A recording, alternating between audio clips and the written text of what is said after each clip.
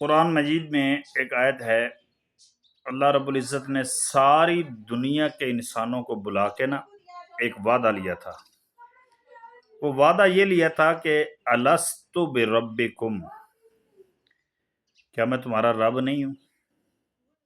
اب اس پہ آپ نے غور کرنا ہے کہ اللہ تعالیٰ نے اللہ کے بہت سارے نام ہیں، اللہ ہے، رحمان ہے، رحیم ہے، الخالق ہے، المصور ہے، القدیر ہے، العزیز ہے، الحکیم ہے، لیکن اللہ تعالیٰ نے ان میں سے کوئی نام اس وعدے والی آیت میں استعمال نہیں فرمایا ہے۔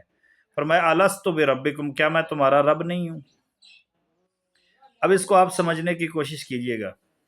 یہ جو رب ہے نا لفظ، اس کا معنی ہے پالن ہار، پالنے والا، رزق دینے والا، روزی دینے والا، رزق روزی کا بندوبست کرنے والا، ذمہ دار جو ہے۔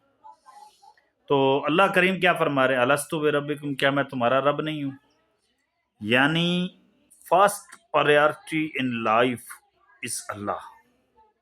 آپ کی زندگی کی ترجیح اول جو ہونی چاہیے نا، وہ اللہ کریم کی ذات ہونی چاہیے۔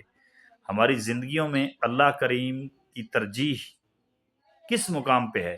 ہمیں یہ سوچنا چاہیے یار، ہماری ترجیح اول کیا ہے؟ ہماری ترجیح اول، ہمارے کسان کی ترجیح اول کیا ہے؟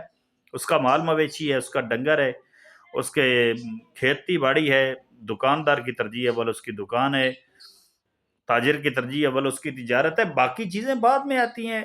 وہ کرتا ہوگا خرچ، پڑھتا ہوگا نماز، لیکن ترجیح اول نہیں سمجھا اللہ کی ذات کو۔